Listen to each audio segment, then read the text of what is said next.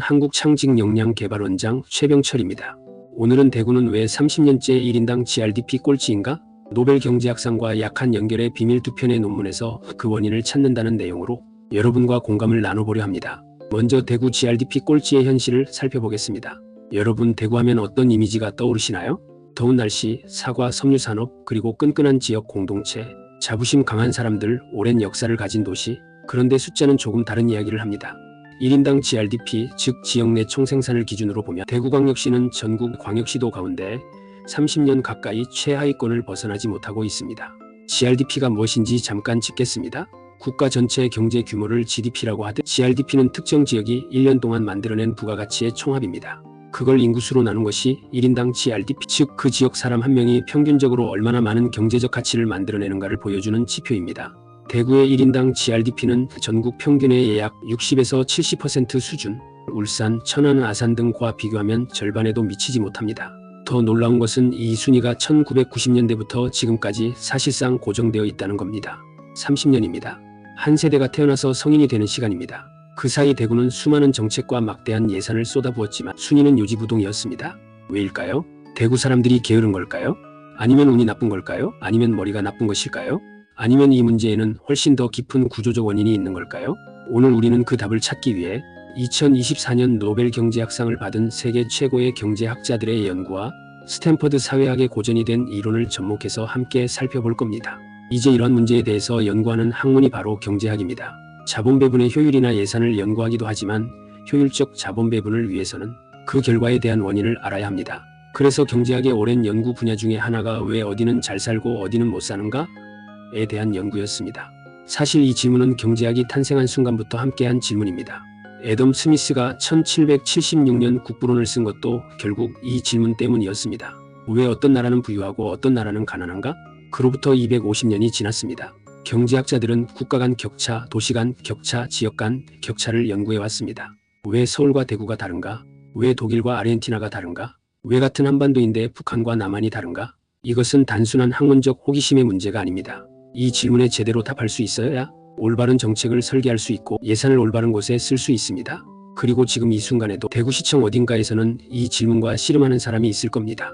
도대체 어떻게 해야 대구 경제가 살아날까요? 그럼 경제학 연구의 결과에 대한 5가지 원인 가설을 살펴보겠습니다. 수십 년간의 연구 끝에 경제학자들은 먼저 공통된 현상을 발견했습니다. 잘 사는 지역과 나라에는 3가지 공통점이 있었습니다. 첫째, 자본이 축적되는 곳입니다. 투자가 몰리고 공장이 지어지고 인프라가 깔리는 곳, 돈이 돈을 부르는 선순환이 작동합니다. 둘째, 인적 자원이 머물고 유입되는 곳입니다. 능력 있는 사람들이 떠나지 않고 외부에서 오히려 인재가 모여드는 곳입니다. 반대로 가난한 지역은 젊고 유능한 사람들이 끊임없이 빠져나갑니다. 셋째, 기술의 진보가 빠른 곳입니다.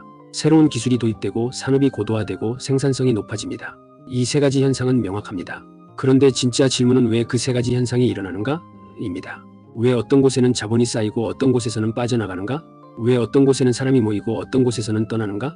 이 심층적 원인을 설명하는 가설이 크게 5가지입니다. 첫 번째, 행운 가설입니다.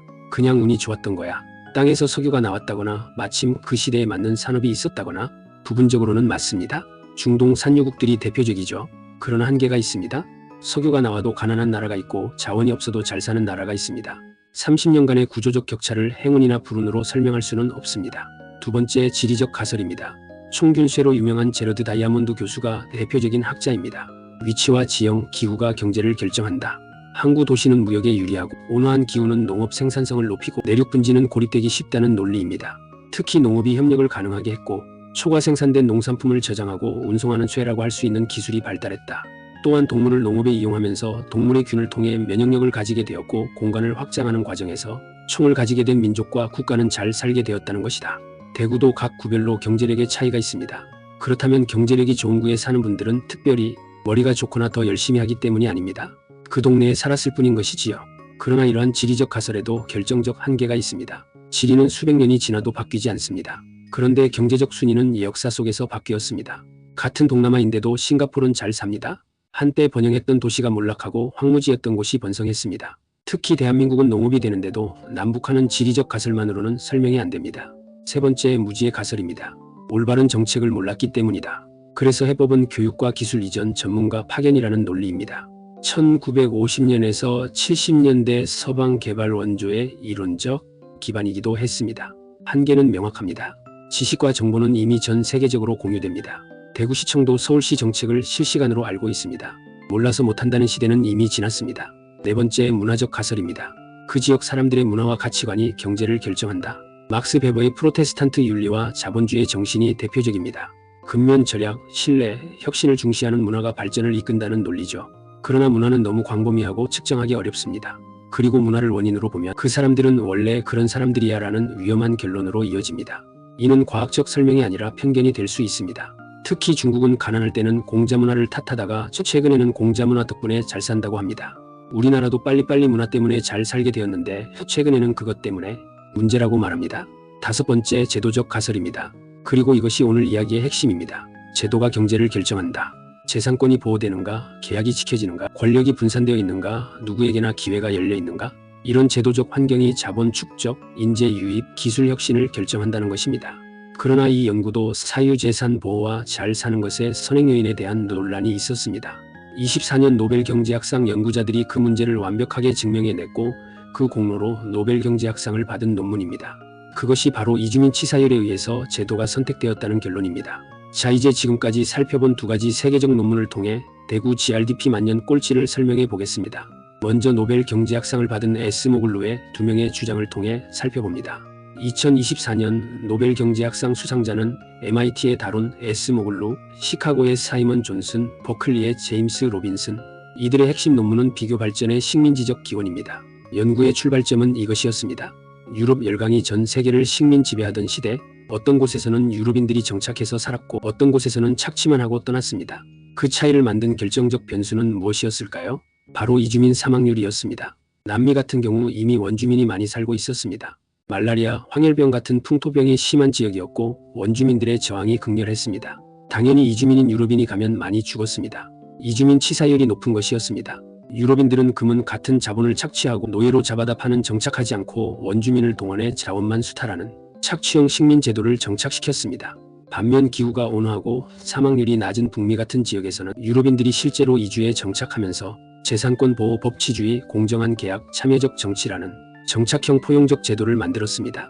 그리고 그 제도의 차이가 수백 년이 지난 지금까지도 경제적 격차로 이어지고 있다는 것입니다. 자, 이제 이 이론의 렌즈로 대구를 들여다봅시다. 논문은 이주민 사망률이 높은 곳에 착취형 제도가 생긴다고 했습니다. 그렇다면 대구의 이주민 사망률은 어떨까요? 대구에서 오랫동안 살아온 분들은 잘 아실 겁니다. 대구는 이주민 치사율이 높은가요? 낮은가요? 여기서 이주민은 단순히 사람만을 의미하지 않습니다. 투자나 혹은 정보를 포함합니다. 이 도시에서 외부인이, 즉 학연과 지연과 혈연으로 연결되지 않은 사람이 자신의 실력과 아이디어만으로 뭔가를 도모하려고 하면 어떻게 됩니까? 조용히 숨을 죽이고 살아야 합니다. 지역 사회의 핵심 리더라는 분들이 모이면 가장 먼저 하는 것이 뭔지 아십니까? 어느 학교 나왔어요?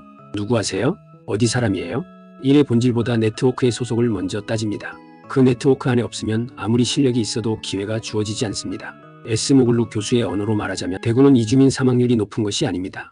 이주민 전원이 사망하는 지역입니다. 아프리카의 어느 식민지에서는 그래도 10명 중 3명은 살아남았습니다. 하지만 학연, 지연, 혈연으로 촘촘하게 짜인 폐쇄적 네트워크 앞에서는 외부인의 생존 가능성은 사실상 제로에 가깝습니다. 그 결과는 자명합니다. 인재가 떠납니다. 또한 외부 인재가 유입되지 않습니다.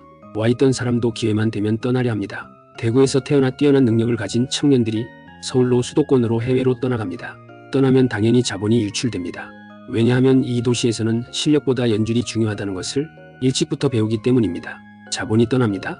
외부 투자자나 기업이 대구에 진출하려 할 때 기존 네트워크에 보이지 않는 장벽에 막혀 결국 다른 도시를 선택합니다. 기술의 진보가 멈춥니다. 새로운 아이디어는 언제나 경계를 넘어 들어옵니다. 그런데 경계를 닫아버린 도시에는 혁신의 씨앗 자체가 들어오지 않습니다. 이것이 30년 꼴찌의 구조적 이유입니다. 제도가 착취형으로 고착되어 있는 것입니다. 다음은 두 번째 논문으로 대구 GRDP 꼴찌 30년을 살펴보겠습니다. 바로 스탠퍼드 사회학자 마크 그라노베터의 1973년 논문 약한 연결의 힘 더 스트렝크스 오브 위크 타이즈입니다. 50년이 지난 지금도 사회과학에서 가장 많이 인용되는 논문 중 하나입니다.